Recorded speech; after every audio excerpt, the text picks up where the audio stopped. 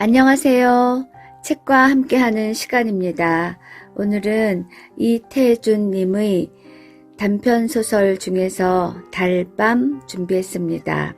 이 작품은 달밤이라는 아름다운 배경을 두고 달밤이 풍기는 따사로운 분위기와 그 속에서 살아가는 인간들의 모습을 한 폭의 수채화처럼 그린 작품입니다. 1930년대 서울 성북동을 배경으로 우둔하지만 천진한 품성의 황수건이 빠른 시대의 변화에 적응하지 못하고 아픔을 겪는 과정을 나의 서술 시점에서 따뜻하고 안쓰럽게 지켜봅니다. 달밤. 성북동으로 이사 나와서 한 대여섯 세 되었을까? 그날 밤 나는 보던 신문을 머리맡에 밀어 던지고 누워 새삼스럽게 여기도 정말 시골이로군 하였다. 무어 바깥이 컴컴한 걸 처음 보고 시냇물 소리와 쏴 하는 솔바람 소리를 처음 들어서가 아니라 황수건이라는 사람을 이날 저녁에 처음 보았기 때문이다. 그는 말 몇 마디 사귀지 않아서 곧 못난이란 것이 드러났다. 이 못난이는 성북동의 산들보다 물들보다 조그만 지름길들보다 더 나에게 성북동이 시골이란 느낌을 풍겨주었다. 서울이라고 못난이가 없을 리야 없겠지만 대처에서는 못난이들이 거리에 나와 행세를 하지 못하고 시골에선 아무리 못난이라도 마음 놓고 나와 다니는 때문인지 못난이는 시골에만 있는 것처럼 흔히 시골에서 잘 눈에 뜨인다. 그리고 또 흔히 그는 태고 때 사람처럼 그 우둔하면서도 천진스러운 눈을 가지고 자기 동리에 처음 들어서는 손에게 가장 순박한 시골의 정취를 돋워주는 것이다. 그런데 그날 밤 황수건이는 10시가 다 되어서 우리 집을 찾아왔다. 그는 어두운 마당에서 꽥 지르는 소리로 아, 이 댁이 문안서 하면서 들어섰다. 잡담 제하고 큰일이나 난 사람처럼 건넌방 문 앞으로 달려들더니 저 문안 서대문 거리라나요? 어디선가 나오신 댁입쇼? 한다. 보니 신문을 들고 온 것이 신문 배달부이다.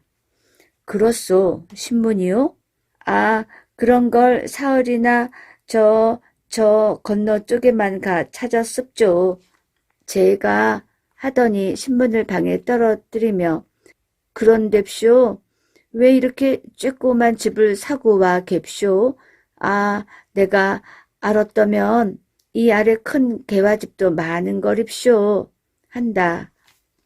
말이 황당스러워 유심히 그의 생김을 내다보니 눈에 얼른 두드러지는 것이 빡빡 깎은 머리로 돼 보통 크다는 정도 이상으로 골이 크다. 그런데다 옆으로 보니 장구 대가리다. 그렇소? 아무튼 집 찾느라고 수고했소.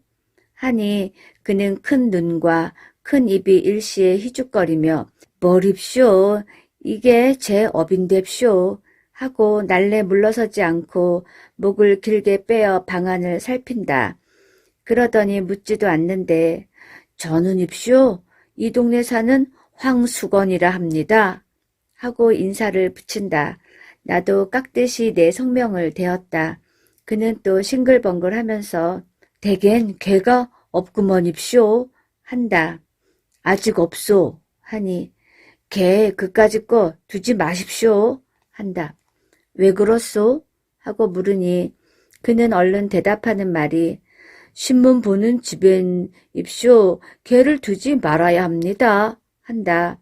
이거 재미있는 말이다 하고 나는 왜 그렇소? 하고 또 물었다. 아, 이 뒷동네 은행소에 댕기는 집엔 입쇼 망하지만한 개가 있는뎁쇼. 아, 신문을 배달할 수가 있어야죠. 왜? 막 깨물라고 덤비는 거립쇼. 한다. 말 같지 않아서 나는 웃기만 하니 그는 더욱 신을 낸다. 그놈의 개 그저 한번 양떡을 먹여 대야 할 텐데 하면서 주먹을 부르대는데 보니 손과 팔목은 머리에 비기어 반비례로 작고 가느다랗다. 어서 고날 텐데 가 자시오 하니 그는 마지못해 물러서며 선생님, 참, 이 선생님 편안히 주무쇼. 저희 집은 여기서 얼마 안 되는 거립쇼. 하더니 돌아갔다. 그는 이튿날 저녁 집을 알고 오는데도 9시가 지나서야 신문 배달해 왔습니다 하고 소리를 치며 들어섰다. 오늘은 왜 늦었소? 하고 물으니 자연 그럽죠 하고 다른 이야기를 꺼냈다.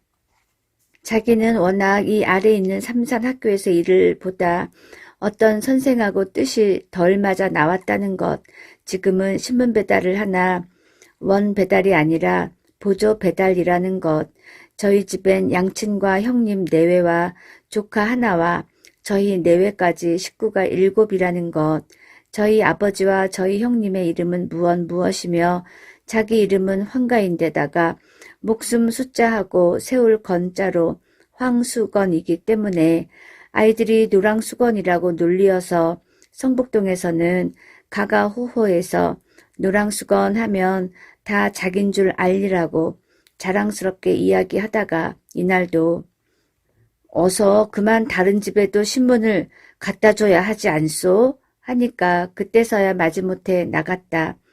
우리 집에서는 그까짓 반편과 무얼 대꾸를 해가지고 그러느냐 하되 나는 그와 짓거리기가 좋았다. 그는 아무것도 아닌 것을 가지고 열심스럽게 이야기하는 것이 좋았고 그와는 아무리 오래 짓거려도 힘이 들지 않고 또 아무리 오래 짓거리고 나도 웃음밖에는 남는 것이 없어 기분이 거뜬해지는 것도 좋았다. 그래서 나는 무슨 일을 하는 중만 아니면 한참씩 그의 말을 받아주었다. 어떤 날은 서로 말이 막히기도 했다. 대답이 막히는 것이 아니라 무슨 말을 해야 할까 하고 막히었다. 그러나 그는 늘 나보다 빠르게 이야기거리를 잘 찾아냈다.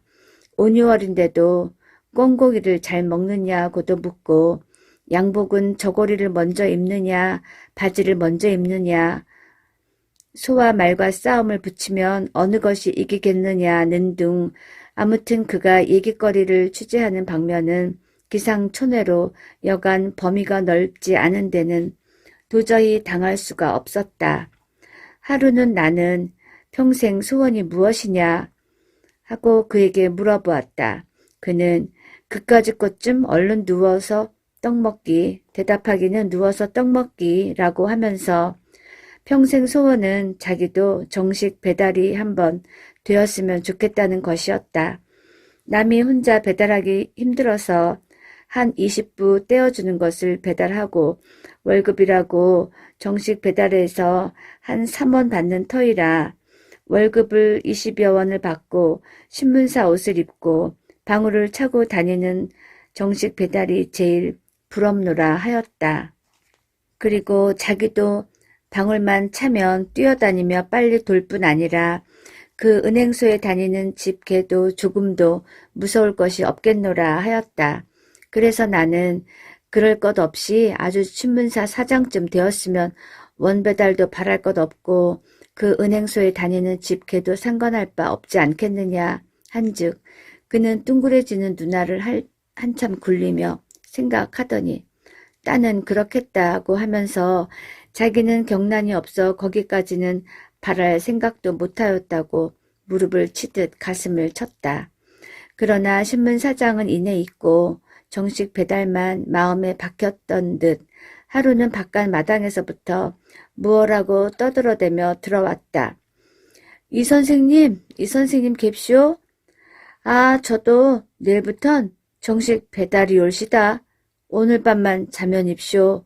한다. 자세히 물어보니 성북동이 따로 한 구역이 되었는데 자기가 맡게 되었으니까 내일은 배달복을 입고 방울을 막 떨렁거리면서 올 테니 보라고 한다.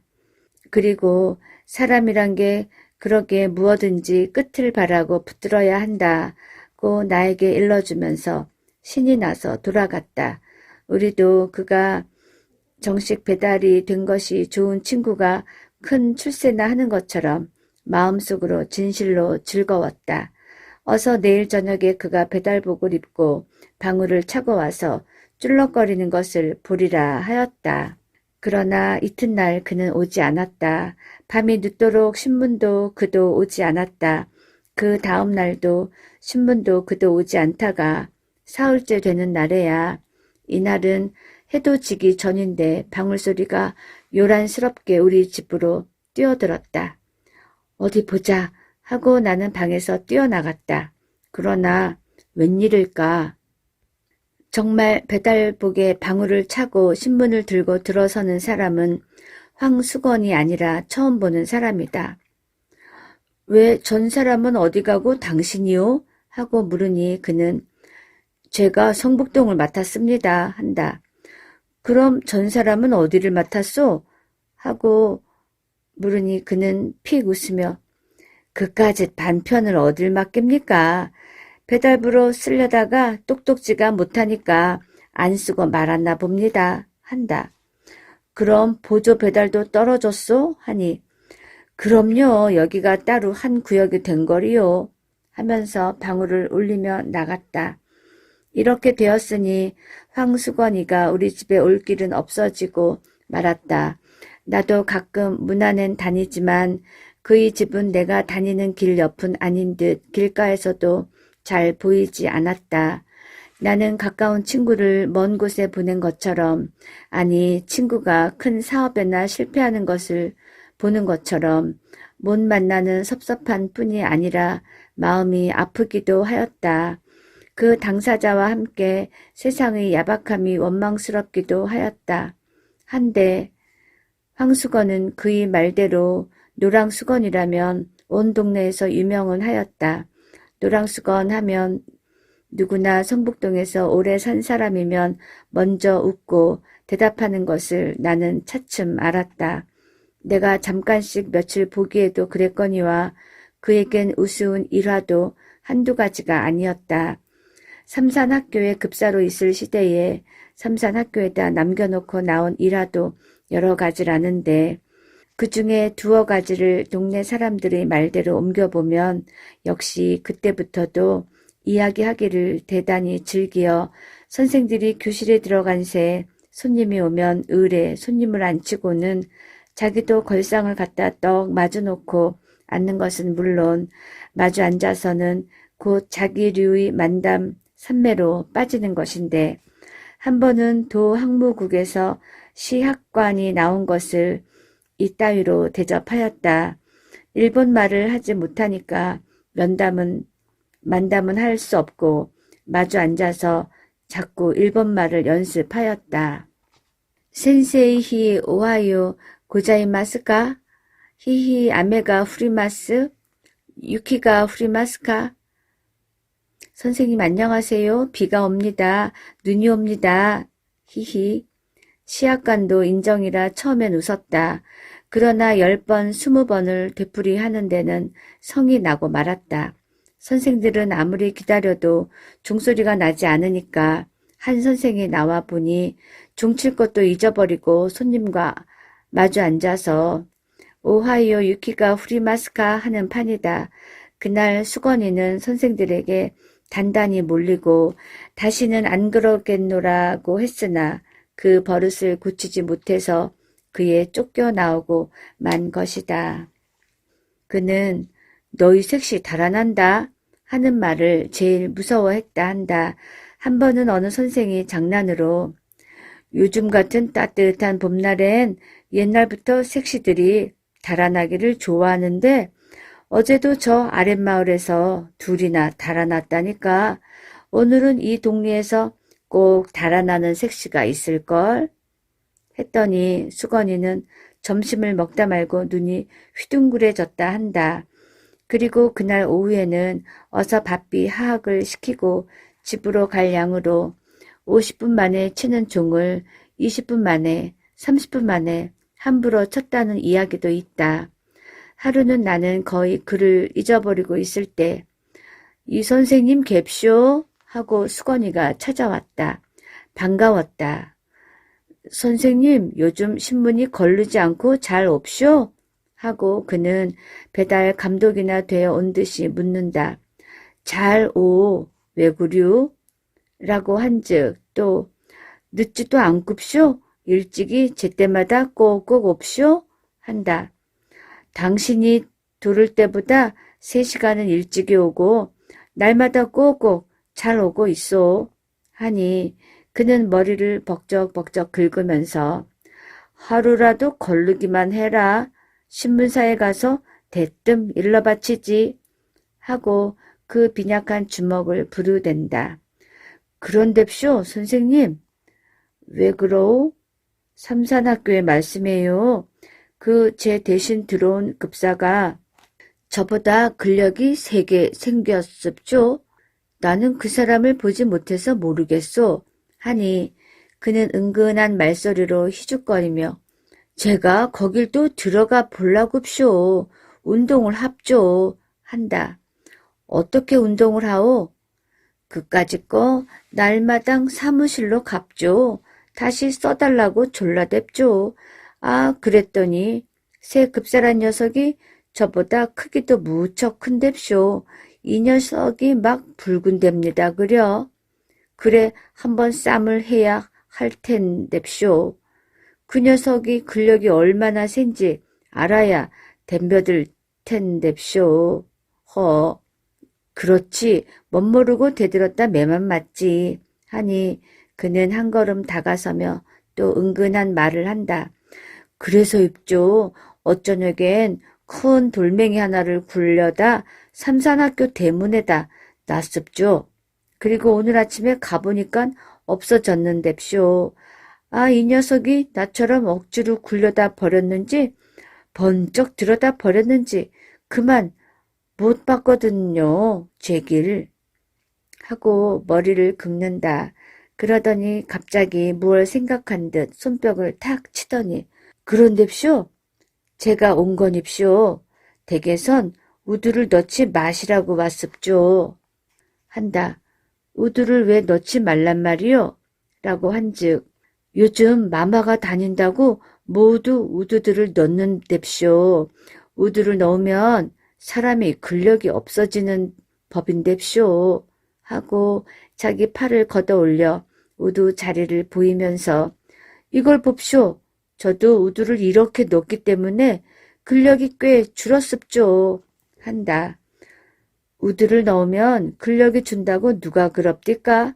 하고 물으니 그는 싱글거리며 아, 제가 생각해냈습죠. 한다. 왜 그렇소? 하고 캐니 저 아래 윤군보라고 있는데 기운이 장산뎁쇼. 아, 삼산학교 그 녀석도 우두만 넣었다면 그까짓 건 무서울 것 없는뎁쇼. 그걸 모르겠거든 입쇼. 한다. 나는 그렇게 용한 생각을 하고 일러주러 왔으니 아주 고맙소. 하였다. 그는 좋아서 벙긋거리며 머리를 긁었다. 그래 삼산학교에 다시 들기만 기다리고 있소? 라고 물으니 그는 돈만 있으면 그까짓 거 누가 용인 노릇을 합쇼. 미천만 있으면 삼산학교 앞에 가서 뻐젓이 장사를 할 텐뎁쇼. 한다. 무슨 장사? 아, 방학 될 때까지 참이 장사도 하급쇼. 가을부턴 군밤 장사, 외떡 장사, 도화지 장사 막 합죠. 삼산학교 학생들이 저를 어떻게 좋아하겠쇼. 저를 선생들보다 낫게 치는뎁쇼. 한다. 나는 그날 그에게 돈 3원을 주었다. 그의 말대로 삼산학교 앞에 가서 뻐젓이 참외 장사라도 해보라고. 그리고 돈은 남지 못하면 돌려오지 않아도 좋다 하였다. 그는 3원 돈에 덩실덩실 춤을 추다시피 뛰어나갔다. 그리고 그 이튿날 선생님 잡수시라굽쇼 하고 나 없는 때 참외 3개를 갖다 두고 갔다. 그리고는 온여름 동안 그는 우리 집에 얼른하지 않았다. 들으니 참외 장사를 해보긴 했는데 이내 장마가 들어 미천만 까먹었고 그까짓 것보다 또 한 가지 놀라운 소식은 그의 아내가 달아났단 것이다. 저희끼리 금실은 괜찮았건만 동서가 못 견디게 굴어 달아난 것이라 한다. 남편만 남 같으면 따로 살림나는 날이나 기다리고 살 것이나 평생 동서 밑에 살아야 할 신세를 생각하고 달아난 것이라 한다. 그런데 요 며칠 전 일이었다. 밤인데 달포만에 수건이가 우리 집을 찾아왔다. 웬 포도를 큰 것으로 대어서 숭이를 종이에 싸지도 않고 맨손에 들고 들어왔다. 그는 벙긋거리며 선생님 잡수라고 사왔습죠? 하는 때였다. 웬 사람 하나가 날쌔게 그의 뒤를 따라 들어오더니 다짜고짜 수건이의 멱살을 움켜쥐고 끌고 나갔다. 수건이는 그 우둔한 얼굴이 새하얗게 질리며 꼼짝 못하고 끌려 나갔다. 나는 수건이가 포도원에서 포도를 훔쳐온 것으로 직각하였다. 쫓아나가 매를 말리고 포도값을 물어주었다. 포도값을 물어주고 보니 수건이는 어느 틈에 사라지고 보이지 않았다. 나는 그 5송이 포도를 탁자 위에 얹어놓고 오래 바라보며 아껴 먹었다. 그의 은근한 순정의 열매를 먹는 듯 하나를 가지고도 오래 입안에 굴려보며 먹었다. 어제다. 문 안에 들어갔다 늦어서 나오는데 불빛 없는 성북동 길 위에는 밝은 달빛이 깁을 깐 듯하였다. 그런데 포도 원께를 올라오노라니까 누가 말지도 못한 목청으로 사케와 나 미다카 다메이 키카 술은 눈물인가 한숨인가를 부르며 큰 길이 좁다는 듯이 휘적거리며 내려왔다. 보니까 수건이 같았다. 나는 수건인가? 하고 아는 채 하려다가 그가 나를 보면 무안해할 일이 있는 것을 생각하고 휙 길 아래로 내려서 나무 그늘에 몸을 감추었다. 그는 길은 보지도 않고 달만 쳐다보며 노래는 그 이상은 외우지도 못하는 듯 첫 줄 한 줄만 되풀이하면서 전에는 본 적이 없었는데 담배를 다 퍽퍽 빨면서 지나갔다. 달밤은 그에게도 유감한 듯하였다. 이태준의 달밤이었습니다. 감사합니다.